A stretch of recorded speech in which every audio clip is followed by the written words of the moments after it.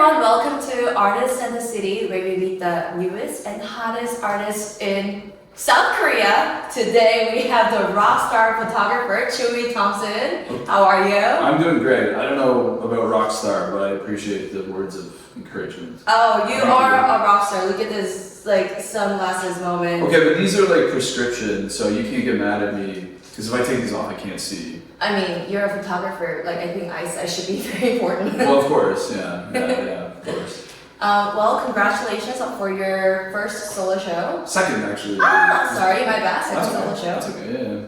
Yeah, thank you very much. It's been quite a trip. I didn't think I'd end up here, but, you know, you just take opportunities when they come, right? So, right, yeah. You ended up at this, like, beautiful gallery.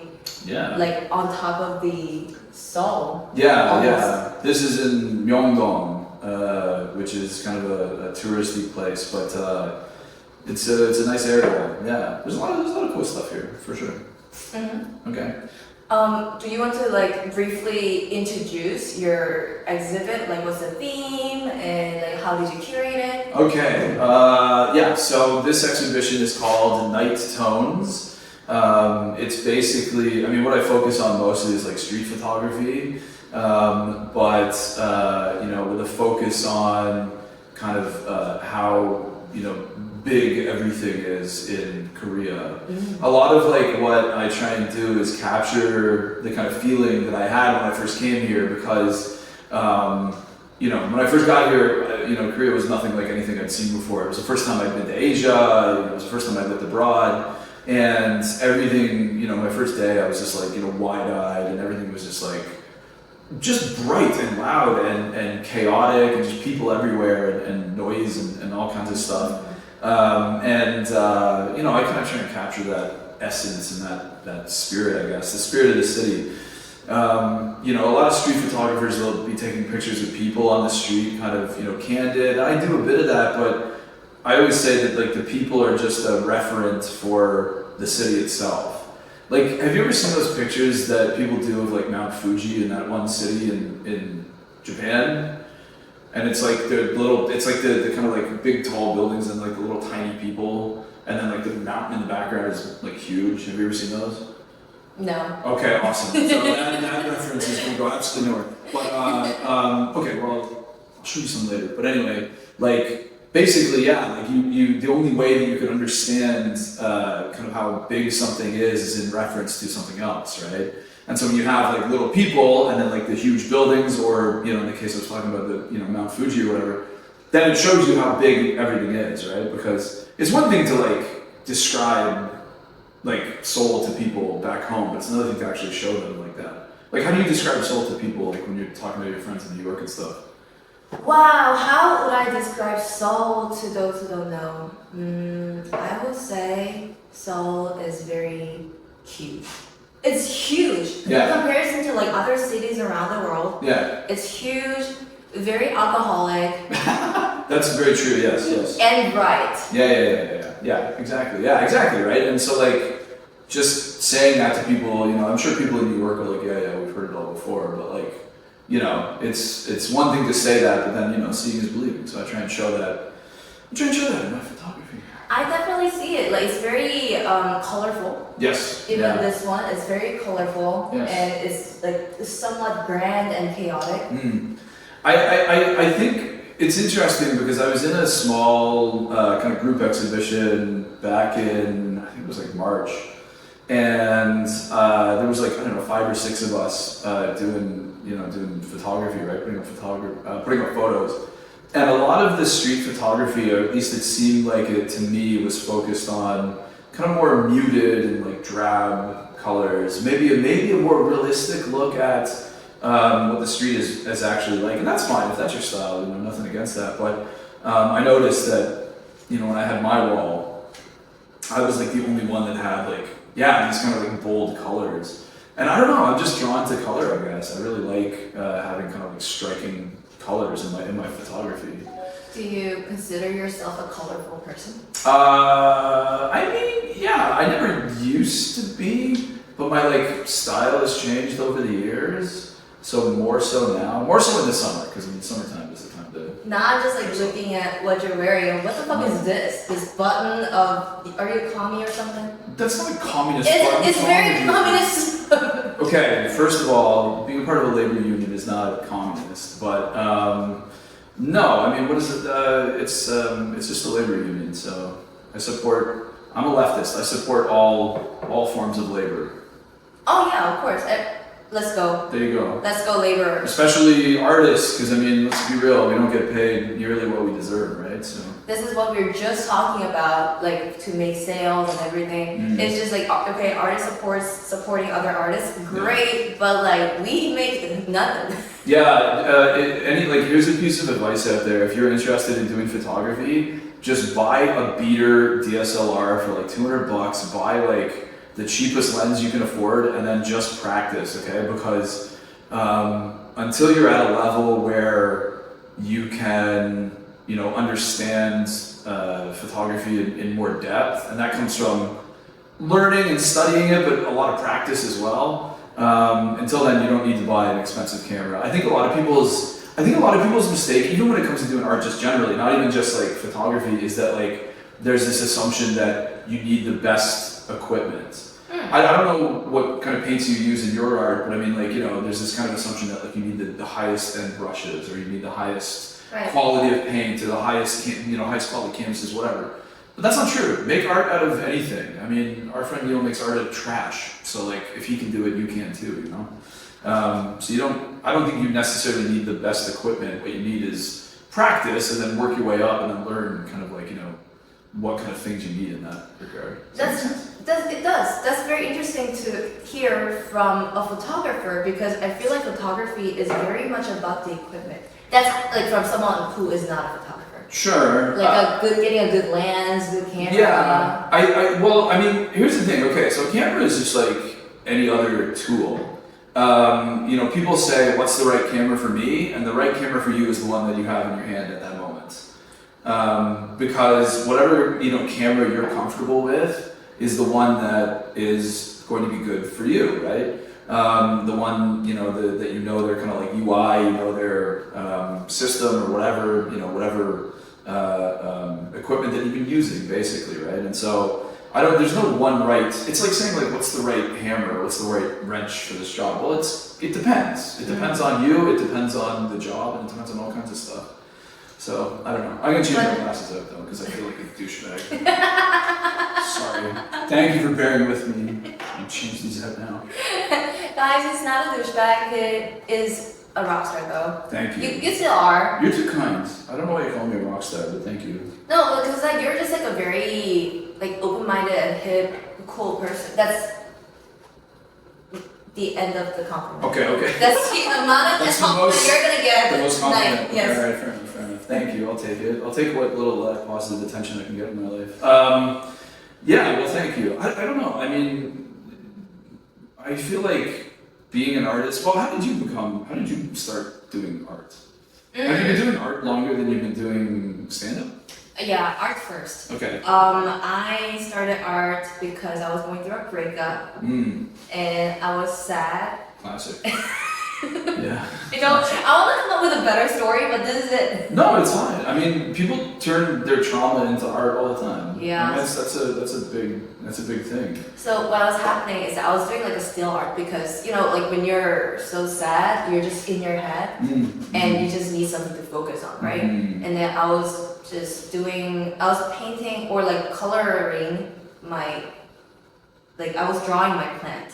And I was talking to my friend, like crying, venting, while coloring. Yeah. And then after a good cry, and I looked at my painting, and I'm like, oh, this is great. Yeah. So I'm like, maybe I'm talented. You're like, maybe I have talent. You know what's so surprising? So like years ago, at the first university that I worked at, I taught a bit of an art clinic because I didn't start off doing photography. I was more of a painter when I was younger, since high school. I didn't know that. Yeah, I started with acrylics and then worked my way up to oils in Korea. And I did oils for a couple of years. I wasn't like doing it all the time. It was more just like a hobby for fun.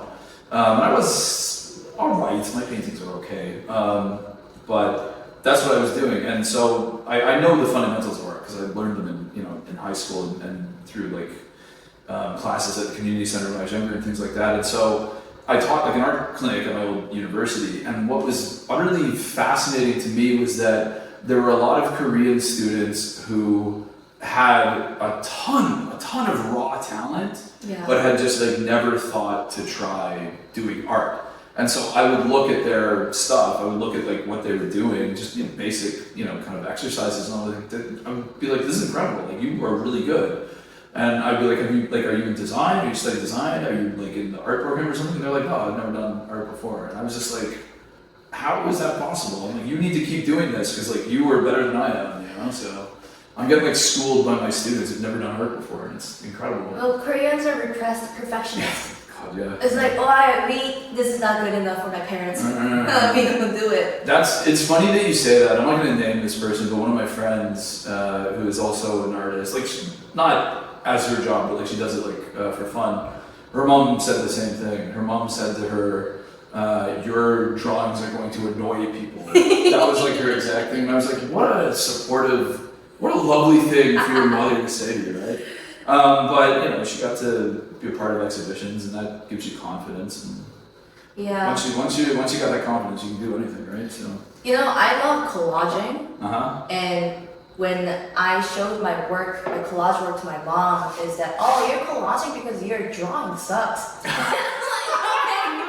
Yeah, that's Thank you, mother. You're like, thanks, mom. I appreciate it. You're like, great. Everybody's a critic. That's bad. But one thing I learned is because at that point I was like, oh my god, I'm gonna make a better thing to impress my mother, and I realized that should never be a goal. It should never be a goal to impress someone specific. Just like be happy with your work by yourself. Never. If you're going into this to do it for anybody but yourself, then you're in the wrong. You're in the wrong business. Because I think once you start chasing what people want, then you'll never stop. You'll never stop. You'll never be able it'll just never end, because you always have to be chasing after like what's new or like what people are interested in, right? I always tell people, I'm like, do this for yourself, for whatever reason. Do it for yourself. You have to. Yeah. Well, you said that South Korea is the first Asian country you lived in. Yes. And what made you move from Canada? Oh goodness, yeah, here we go. Long story short, so basically I'd finished my master's degree in Ottawa. I have a master's, no big deal. I was just looking for work, and there wasn't really like much going on there. I was dating somebody that I was like madly in love with. Classic story. She broke up with me. I was like, oh, okay, cool. I'm gonna go cry for like 3 months now. And I just was like, at some point, I'd been unemployed for I think 4 or 5 months. When you're unemployed in Canada, you get benefits, but they're not great. So I was basically barely getting by after I paid rent from my unemployment benefits. And I was like, yeah, this sucks. I don't want to be here anymore. I'm tired of this. And I saw a job opportunity, like an ad that was like, hey, come teach in South Korea. Now, before I come here, I've been a big fan of Korean cinema. I really love Park Chan-wook's films. The Vengeance trilogy, Old Boy is like one of my favorite movies. Very uplifting. It's a very like positive love story. Yeah, if you wanna like heal yourself, watch it. Yeah. Very not depressing at all. Great film, but really, really good movie. And so I thought, I'd always talked about like maybe teaching overseas in Japan, the classic white guy thing to do. Like, let's go to Asia and teach her here. But I saw that for Korea, and I was like, oh, fuck it, like, why not? And so I kind of like just started the process. And I think at first I didn't think I was gonna actually do it. I think I just kind of like started doing the process because there's something to do. And then it's like more paperwork, and then you go to the embassy and you give them this document, you get this document notarized, blah, blah, blah. And it was sort of like, the way I felt about it was like sort of like when you watch water going down a drain, and it's like slowly going, and then quickly, fast, and then the next thing you know, it's all gone. And that was basically me. It was like, I was just like, okay, next step, and then rapidly it was like, okay, now you're on an airplane and you're flying to another country. So did I give it much thought? No, not really, and that's not a good way to live your life. You should plan these things out, but it worked out for me in the end, so I guess maybe it's not so bad. But how long have you been living in Korea? I've been in Korea for like 12 years. That's a lot of years. It's a lot of years, yeah. That's more years than you've been in Korea, I feel like. And you were born here, so. No, I'm not that young. Okay. You think I'm like what, infant? But maybe. no, but I. But you go back and forth between America and. I do go back and forth, but I did live here for more than 12 years. Alright, fair enough. But it's crazy how life takes you somewhere. Yeah. Yeah, I mean, I don't know. People are like, what's your like 5-year plan? I'm like, I don't know, just keep doing what I think that's the worst question to ask ever. Anybody, yeah. Who has a 5-year plan? Nobody knows. We don't even know if the plan's gonna be here in like 5 years, so like, who cares, you know? Yeah, so how do you see yourself in 5 years? Oh God. I don't know. I mean, probably still at my job because I have a good teaching job. Probably still doing this. We'll see if my style has evolved at all. I think it kind of naturally has over time because I think that's just something that happens. Do you feel like your art style has, because like you've been doing art for how long now? Not too long, 2 or 3 years. Okay. In those 2 or 3 years, like, has it changed at all? Have you evolved? In any way? I've gone through a very heavy dick phase. Everybody goes through a dick phase. Just Put that on the record. Just drawing a bunch of pics. Yeah. But not anymore. I honestly, I'm gonna tell you this. I am barely painting these days. Oh really? Why? I don't know, living with my mom. Oh, you can't exactly be drawing dicks all the time with your mom? I mean that too, but like she judges. Yeah. I feel like no that too, but I feel I'm at a very, very hardcore comedy phase. Right. So a lot of my time I spend time at the theater, at the show, comedy, writing shows, Yeah. editing videos. That's where most of my time goes. That's cool. What draws you to comedy over art, do you think? I think the return Mm-hmm. or like the affirmation is a lot stronger Yeah. and very direct Yeah, because you get a laugh or you don't get a laugh. Yeah, you know immediately whether people are feeling it or not. Yeah. And you know when they're not feeling it. Yeah. Yeah. But like when it comes to art, people be like, "Oh, this is great art.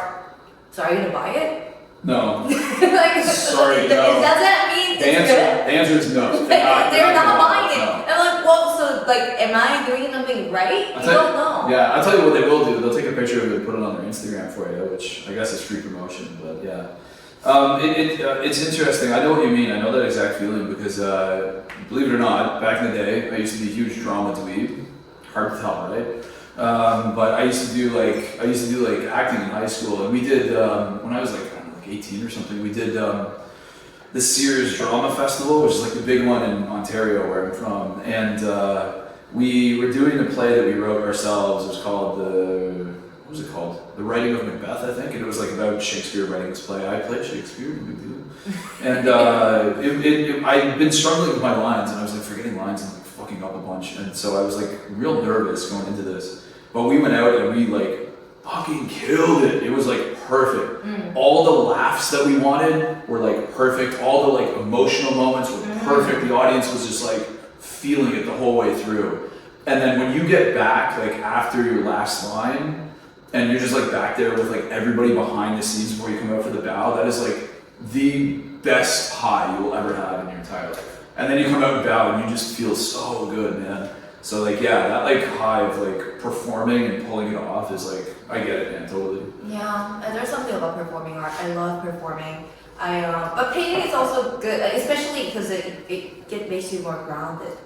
Painting does? Yeah, painting does to me. Why do you feel that way? Because you're like in a zone, you're like don't speak to anyone. Like, because comedy is such a like outwardly activity, you talk to people. Whereas painting is very inward. Inward, yeah. So you just like get into your zone, like be with yourself. Sure, no, that makes sense. It's more self-reflexive, maybe. Yeah, in some for ways. sure. Okay. I mean, how do you feel about photography? Is it grounding you, or does it make you more energized? What kind of feeling do you get? From doing photography? I don't know, it depends. I feel like a lot of the photography I've been doing lately, because I do like a lot of like photo walks and I participate in like group events and things like that. So I feel like photography can be a bit of both. Because I mean, a lot of the pictures, in the gallery now are ones that I just took on my own. But quite a few of them are ones that I took when I was out with like other photographers and like models and stuff. Like obviously the ones with models and in them, you know, the models were there at the very least. And so I think it depends. You can do photography. I know photographers that are very solitary and they just want to go shoot by themselves. Excuse me, they don't want to be around anybody. They just want to like, they put their headphones on and they just keep it to themselves. And then there are photographers that are a little bit more gregarious and more outgoing and they want to do it in a group or you know, things like that. Shout out to my friend Minu, and he's in Toronto right now, and he's like, he would do like photography events. And he actually, we did one, he does this a lot, where he'll like approach strangers. I don't like talking to strangers, because I'm like, I don't like to be bothered by people on the streets. When I approach someone, I'm like, I'm being annoying, right? And always in Korea, the strangers that come and bother you with those religious assholes that just want to like sell you on their religion. You're like, They talk to you? They talk to you? They used to, when I lived in Kobe, yeah, they used to all the time. Like in English? Yeah. What do they say to you? They just like come up and they just act friendly, like they want to meet you and they shake your hand, ask where you're from, the usual stuff that you get asked as a foreigner. But then as soon as the conversation's winding down, it's like, oh, by the way, here's this little pamphlet. And I want to be like, look, I have enough addictions in my life that are bad for me. I don't need to add, you know, Christianity on top of that. But anyway, like, yeah, so he would basically like approach strangers and say like, hey, can I take your picture? And we did, I went like on a picnic with some other photographers I know and by the Han River this summer, and yeah, he was like, we're gonna go do this. And I was like, oh, we are? I was like, all right, well, I don't really want to, but I was like, all right. If you are looking for any kind of traits for models. Traits? Like when you see someone, like how do you know that they're good models? Who's that? I've been very blessed in that like most of the people that I've worked with in terms of like models, professionals, or amateur or like otherwise have been very photogenic. A lot of my friends who are like women that have like modeled for me over the years just for fun and like whatever are very adept at modeling. I don't know if that's like a female thing that like people just think. Not to stereotype, you know what I mean? Like women, a lot of women take pictures of themselves. Guys too these days. Maybe it's getting a bit more equal, but I am, for example, not comfortable in front of the camera. I'm very uncomfortable right now. Actually, I'm like the most. I know I seem very chill and cool, but like I'm actually a nervous wreck. But the point is that like yeah, like I feel like a lot of the maybe it's just me. Maybe I'm just lucky, but like a lot of the women that I've worked with have been very just natural and comfortable in front of the camera. So am I looking for something specific? Not really. Someone that kind of has an idea of what they want to do. If someone comes to me and they want to do like, hey, like let's do time for print, which is like let's do like a free session. If I like their look, I'll say yes. Or if they have like a concept, do you know what I mean? Because like we've shot together before. I've taken your picture. I've taken your friends' pictures. And you came to me, but you had like outfits, and you had like you're like here's the spot, yeah, you know, here's the kind of concept that I want to do. That helps. I can come up with concepts, of course, but it helps if I just want people to have ideas because, yeah, a lot of people will be legit, you know, some people will just like show up and be like, hey, let's just shoot. It's like, okay, well, what do you want to do? And they're like, well, I don't know. And it's like, okay, well, you know, that's not helpful to me, right? If I have to come up with something from scratch, that's work. That's a lot of work I gotta put in. You know? Believe it or not, yeah, people that I've dated have modeled for me, which again, I've been very blessed to have people that are very good at modeling. I mean, isn't it kind of like the perks of dating a photographer? Oh yeah, of course. Yeah, it's like, I'm not gonna get great pictures. Yeah, absolutely, yeah. Of course. I mean, I'm convinced that's half the reason why I match with people that do. Well, they're like, oh, he's a photographer. I can get a profile picture out of this at the very least. You know, so. I mean, when you are dating a dick painter, your dick is gonna be happy. That's true. Yeah, fair enough. All in all its detail. Yeah, I don't know. Dating in Korea is dating like it is anywhere. I think like it was better before COVID and during COVID because I think during COVID people were bored, so they were like more willing to like just like hang out with like random strangers. But it is like to think about dating apps. It is kind of insane. Where you're like, I'm gonna match with some random person and then just meet up with them out of the blue. I don't know this person. This person could be a lunatic. Like you don't know what's happening. But people do it, and they did it during COVID because we were all bored and there was nothing else to do. So we're like, yeah, fuck it. We'll just throw caution to the wind, right? But yeah, I don't know. Dating is dating. Dating is the same everywhere, I think. I hate apps. You hate apps? I Me really too. do. Yeah, yeah. I really do. There was a moment where I'm like, okay, I'm downloading it, and like the moment I download it, I hate it. Instant regret. It's like, Yeah. Instant regret. Yeah, I know what you mean. I have like downloaded Tinder and Bumble and deleted them so many times. I've deleted them again because I'm, involved. But like, yeah, like it's just like such a love-hate relationship. But then like I think to myself, like, where else do you meet people these days? Because like for the past 5 years since I was in like a long-term relationship for a while when I first came to Korea, and so like after that ended, I was like, where else do you meet people? Where do you meet people? Like, where do you meet people? Do people meet people in the bars anymore? Do you go pick someone up from the bar? Like, that's insane to me. Yeah, you pick someone at a bar. You just go to the bar and be like, hey man, Or parties. here's my number. Like your cool art parties. Yeah, well, most of The friend's friend. Friend of a friend, yeah. Friend of a friend. I guess there is a bit of that. I don't know. I think it's I don't know, yeah, it's hard. I don't like the apps. I think the apps, you know why I don't like them? Because I feel like it's like a marketplace for people, and I don't want to treat people that way. You know what I mean? So like when I swipe, even though I like look at somebody and I'm like, we don't have any of the same interests, I'm not attracted to this person, I swipe left on them, I feel bad about it because I'm like, that's a human being, that's a person, And so I feel kind of shitty about it, and then like, of course, you never get any matches, so you feel shitty too. So it's like this never-ending cycle of shitty feelings. That's why the apps are no good. I don't know. Well, you're not single now, but like when you were and using apps, like what was your experience? Anything good? When was the last time I was on the app? I mean, It was a while ago, I guess. Right? I recently downloaded Tinder only because I needed to bring someone to my comedy show. I need an audience. God, I know, I was so mean. And You're like, listen, I'll buy you a free drink if you come to this. I mean, nobody came anyway, so. It didn't even work. It didn't even work, okay? I'm playing backfire. But yeah, it's like I think I kind of like was tone myself down because again, it's a marketplace, as you said. Yeah. And so I didn't want to go like too crazy. I'm like, okay, here's my wholesome Asian woman photo. Okay. Like a wholesome selfie and a sexy body profile. Okay. So we have everything. I was like the wholesome Asian picture from the woman that paints giant veiny cocks on bags. That one.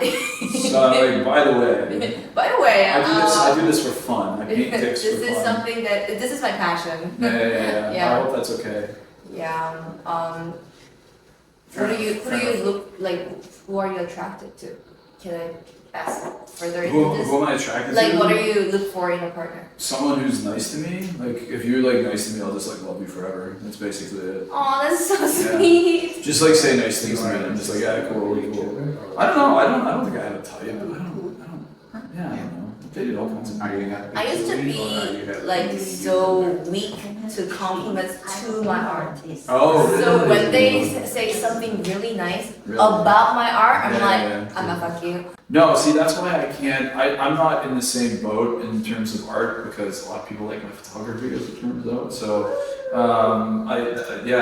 no, if you compliment me as a person, if you're like, hey, you're handsome, or you're looking really good today, I'm just like, okay, it's cool. Let's do it. But you can insult my art. I wouldn't care. You could be like, your art sucks, and I'd still be like, all right, let's fuck. I don't mind. Really, you wouldn't? Oh yeah, absolutely. Well, yeah, if someone. Well, that would be like a win for me though. Think about it, right? If someone's like, your art sucks, and then you get to fuck them anyway, it's like, well, I'm still winning, right? So like, I feel like that's gonna create a giant hole in me. Wasn't there like, don't you remember that old Bobby Lee bit where he talks about like how like as an Asian guy, if he fucks a racist, that's a win for his people. I actually don't know about this. Oh, it's so funny. It's a good bit. Tell me. Well, he just basically says like he was talking about this time. You know Bobby Lee, the comedian, Yeah. He's a very funny guy. But he was talking about this time that he hooked up with like this racist like lady, and he's like, every time I do that, that's a win for my people because it's like it's fucking a racist. I get that. You're like it's seeing a sucking my Asian dick. Exactly. That's like, You're winning, yeah. Oh, yeah. You're winning, I love exactly. that, yeah. Exactly. So, if you want to insult my art, that's not going to bother me that much. But yeah, just be nice. Be a nice person. We should all be nicer people, I think. yeah. Well, tell us about your opening night. It was just Yeah, yesterday. yeah. I missed it. Yeah. Where were you, by the way? It was good. It was a lot of fun. Kind of people coming in and out as you do with exhibitions. Lots of sangria, lots of beer, lots of like snacks and food. It was fun. Shout out to the DJ, Gavin at Il Perjuno Records, came and graciously brought his Jungle Juice, which is this alcohol that he makes, and DJ'd for us, so thank you so much for that. Big shout out to House of Hex that I've been working with, this kind of performance group that I've been working with for the past year. They came and bought pizza, supported me as well. Some of their pictures are actually up here, you can see there.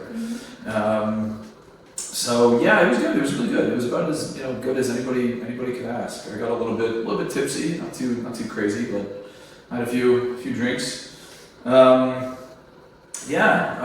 was basically it. I mean, I think most of the people that said they were going to come ended up coming, so that's nice. There's always like that thing where like people are like, oh, you come, and it's like, oh, no, you're not, because you always say that, and then they don't. Do you have any people in your life like that? That's the one thing. Okay, I will say this. Okay, I will not fuck you if you're a flake. I'll put it to you that way. I hate people that are flaky. I mean, first of all, because if you're a flake, you just won't go on the date. You'll be like, you're not going to show up, so we can't. But also just because I hate people. I hate people who go back on their words Me so too. much. I hate those people. They're like, yeah, maybe. Don't say maybe. Maybe means no. Yeah, just maybe, say yes or no. Maybe means you can go fuck yourself. Like, that's what that means.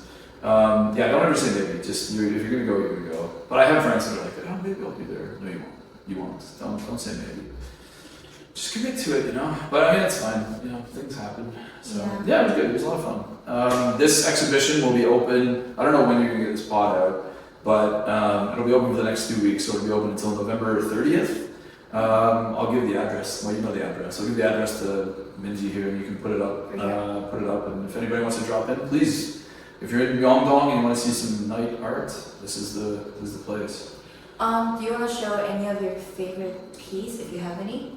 Do you want to like pick up the? I can. Yeah. Can we like move around? Oh my goodness. Okay, this is unprecedented. All right. We'll try it. Let's go this way. This is like new in the world of podcasting. Yeah. Let me know where to go.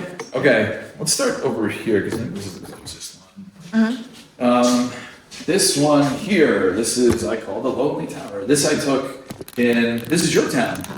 Busan. Busan, you should know Busan, right? This is Gamcheon Village, right? Oh. Gamcheon Village is this kind of historical village in Busan, and all these kind of buildings here are like old buildings, and then there's this like gigantic high rise that is kind of like, you see them everywhere in Korea because like this is where people primarily live. And I saw this during the day and I thought, this looks absurd. This looks really, really silly. This kind of like high rise in the middle of this like historic old village. And so I was like, I gotta come back here at night and take a picture of it because I think it looks kind of weird and out of place. So I like this one because I think the color grading on it turned out quite nice. Yeah, I wish the camera picked up the light, like the colors more better. Okay, well, all the more reason for your viewers to actually come here and They should just actually see it. And there's one more, maybe over here, that I'll show you. This one, I called this one Sitting on the Edge of the World. I took this one, it was about, I think like 5 minutes into 2023. It was like New Year's 2023. And people were setting off fireworks and all kinds of stuff. There's this park in Dongdaemun, I don't know if you know, but you go up, it's like kind of on a hill. So we were like above the city, and they got these kind of like big stone fences around, and there were these two people just sitting like, sharing a drink, right?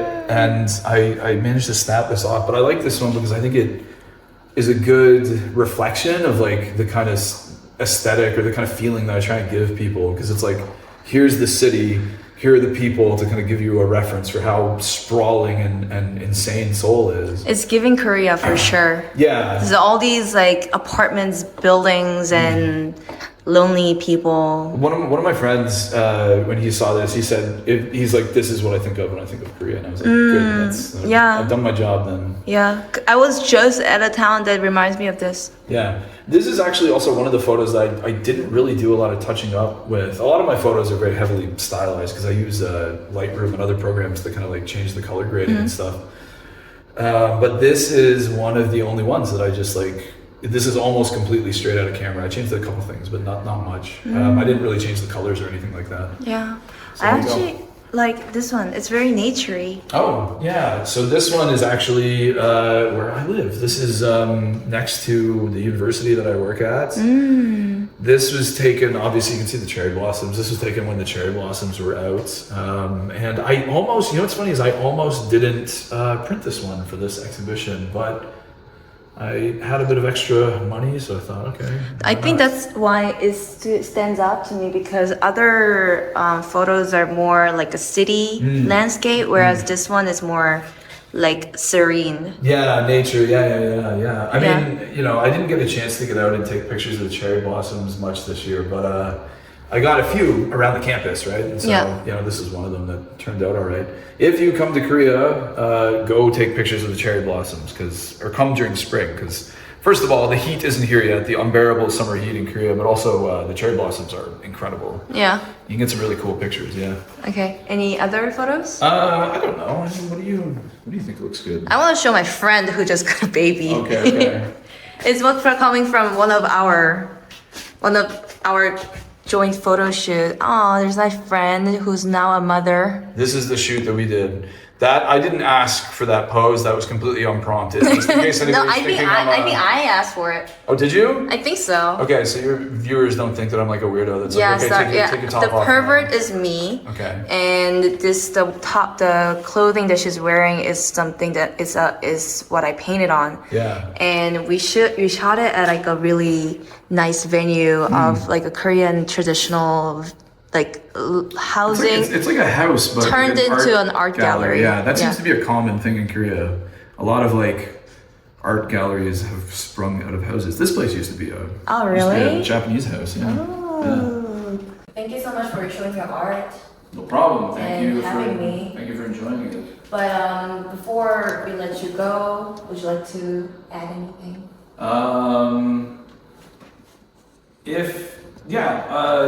Find a creative outlet in your life, no matter what it is. If it is making music, if it is like singing, if it is playing the guitar, if it's taking pictures, if it's painting, drawing, whatever.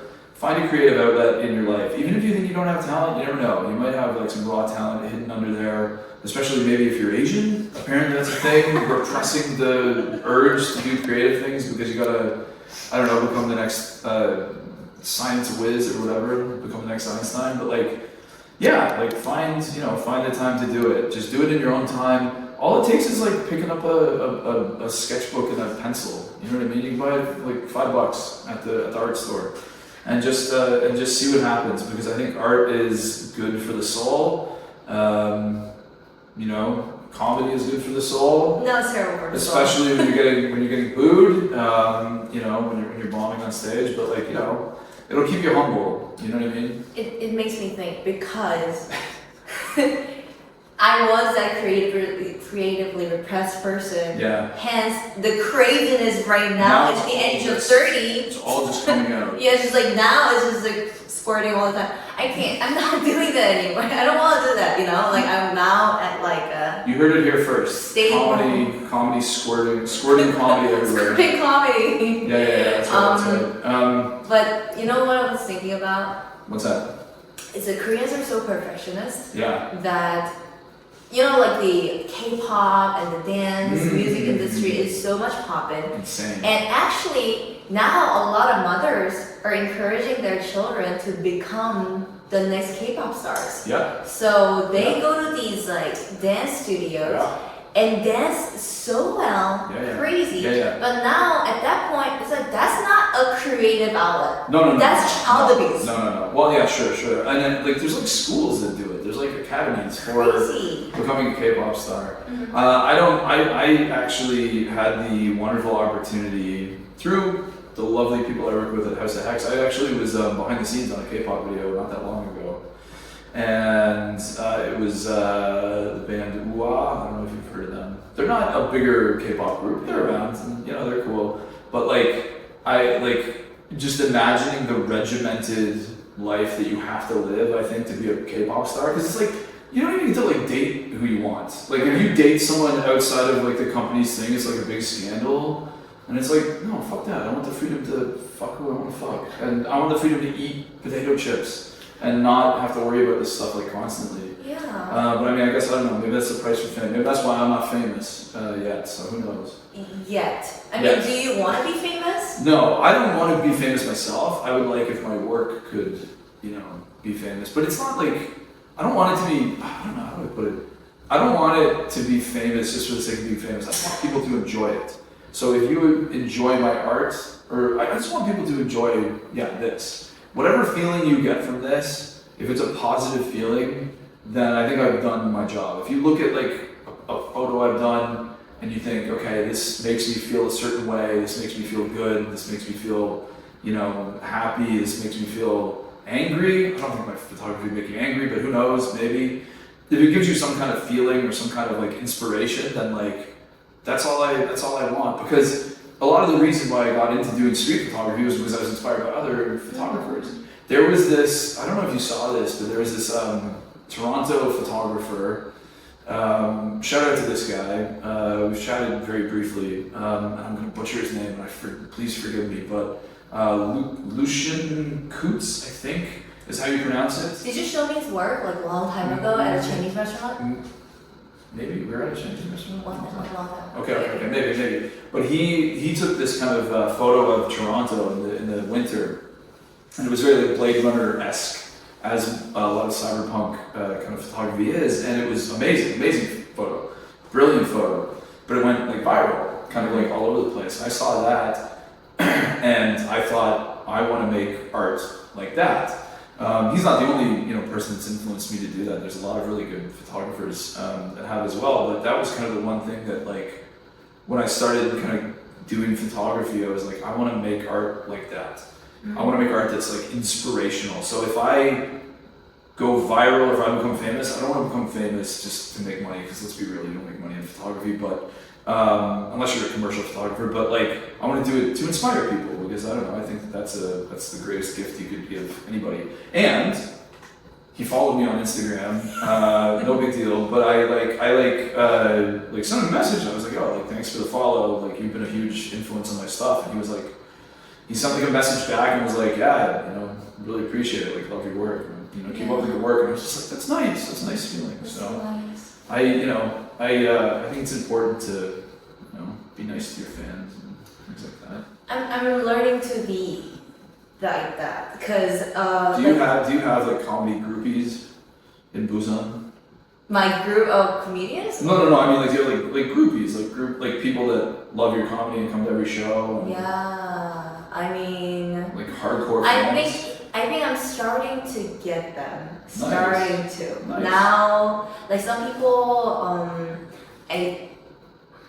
some people do come to the show because of me. Nice. Or I went to a show in Daegu, and one of the bartenders was like hardcore, like not like a hardcore, but he was just so elated to see me. He's like, He knew you from from a video a long time ago. Really? And he's like, oh, I've been following you all the time. And then he knows everything about me, and then we're gonna speak really good English in school. Yeah, and then he's like, also here's your address and your current phone number. And you're like, oh, okay, this is not cute anymore. Fortunately, it was not like that. Okay. And someone DM'd me, Mm-hmm. and they were like, I've been having a really rough time these days, but you made me laugh. That is such a nice feeling, man, to like be able to do that for people. I think that's like what motivates me to keep doing this. It's just like, if I can bring any kind of like joy to people's lives through my photography, then like that's what I want to do. Oddly enough, what's funny is like I used to tell people like, here's another tip. We talked about doing creative stuff. Here's another tip. Be humble and be kind to the people that are kind to you, because I wouldn't be here right now if it weren't for Neil. So shout out to our buddy Neil. You did an episode with him not that long ago, I guess. Neil of the Hechimoyo. Basically, I've known him since before Hechimoyo. No big deal. Again, I just know all these cool people. But he like, no, like we've been friends since before then, and he had like messaged me on Instagram, and he just was like, hey, like I really like your photography, like, can we hang out sometime when you're out taking pictures? And I was like, yeah, like totally. I don't mind. And I mean, like, I could have been a dick and been like, who the hell is this fucking stupid asshole, and just like ignored him. But I didn't, because I was like, oh, if someone's saying something nice to me, I should at least acknowledge that. And it takes like 2 seconds to say, thank you, to someone that DMs you. And I've like had it where like I message people that I, like, or just like smaller photographers, and I'm like, hey, I like your work, and you get nothing. And it's like, that's fine, nobody owes you attention, but it doesn't take much. And so yeah, we ended up staying friends and staying in touch, and then he started the Hechimoyo, and I started participating in that. And he butt fucked you? Sorry, the comedian in me. That was offside. I'm sorry. That was out of left field. Listen, if anything, I was butt fucking him. Okay? Yeah, So I'm clearly a top. But anyway, point is that my story now. My story is completely gone. No, okay. So I kept in touch, and he started doing Hechimoyo. And if it wasn't for Hechimoyo, I would have had my first exhibition, which I had last May, and I wouldn't have had this one either, because I met the current gallery owner where I'm showing my stuff at one of the Hechimoyos. And so what I always tell people, I've been telling people this all the time, I think like success in anything is 50% hard work, and the other 50% is luck. However, you can increase your luck the more people you meet. Because, not that we should treat every encounter like networking, but you never know what will come out of like, just friendships or, meeting new people or things like that. So, if you want to do stuff like this, like I've only been exhibiting for what, like a year and a half maybe? And I've had 2 solo exhibitions in 1 year. Like that's insane, I'm just some nobody who takes pictures, but it came about because, you just take the opportunities as they come. You meet people and you kind of like, network and make friends along the way and, have fun, hopefully, right? Yeah, does that make sense? Yeah. Okay. What is networking to you? I mean, I think it's just meeting people and hearing their different like perspectives. Mm-hmm. I mean, like I've met so many different artists through Hechimoyo and other exhibitions, like people that are doing stuff way different from what I do, and like, way different from like, what everybody's doing. And I think one of the things that I like the most about it, that I find the most inspiring, is that like, you will go to it, and you've been to like a bunch of them, right? It's like, there's no one piece of art that's the same. Mm-hmm. Almost everybody has their own unique style, right?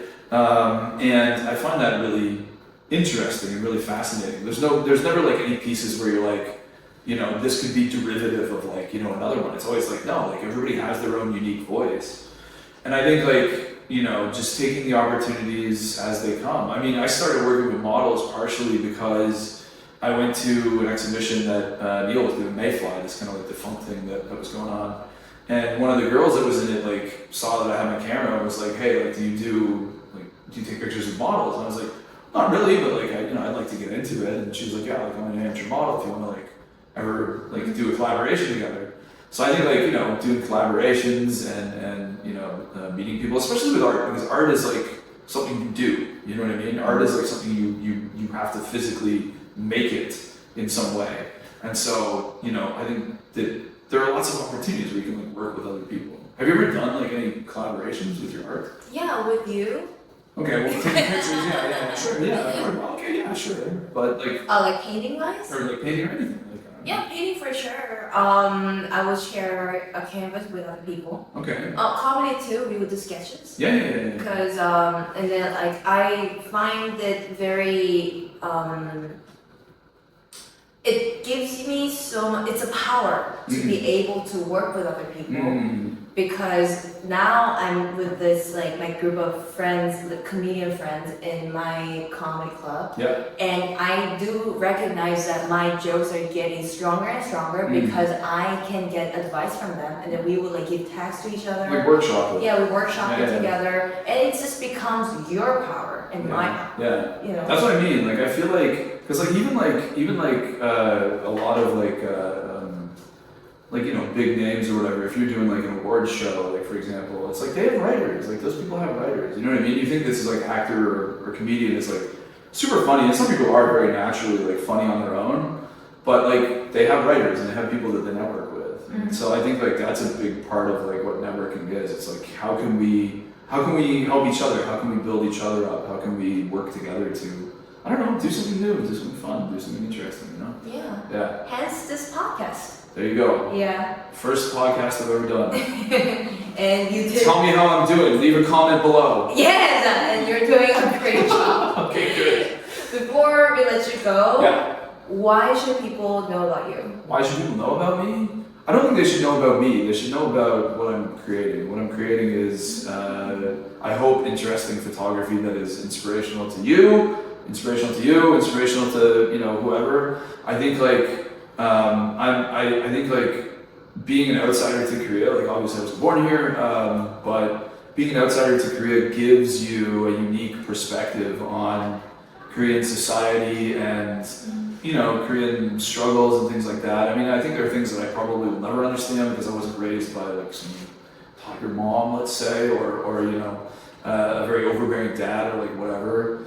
But I think like being an outsider looking in terms of like just the, you know, the way that, you know, I see the city and the way I see things, it's, you know, it's a little bit different from what other people, you know, other people might think or might see. Yeah. Yeah. And how can they keep up with you? Like, should follow your Instagram? Yes, yeah, you can follow my Instagram. My Instagram is @flotationmarks. Like quotation marks, but flotation. Get it? It's funny. It's clever. I'm hilarious. I don't know, I thought it was a funny name. So yeah, you can find me there. Where else am I? I think that's it. I mean, you can come to the gallery. My work is showing. It's at suegallery.23. That's right? Yeah. Yeah. Sue Gallery, okay, Yeah. suegallery.23. You can find that on Instagram as well. So drop in if you're ever in Myeongdong or if you're in Seoul and want to check out some cool art. Please buy some so I don't have to take it back to Sultan with me because it's heavy. I don't want to make money off this. I just don't want to have to haul this stuff all the way back to Sultan because it's a lot. That's so real. It's a lot of boxes. Well, shout out to Chewy Gallery for having us. And Yes, thank you. thank you for listening, and we'll come back next week. Thank you guys. Okay. Bye. See you later.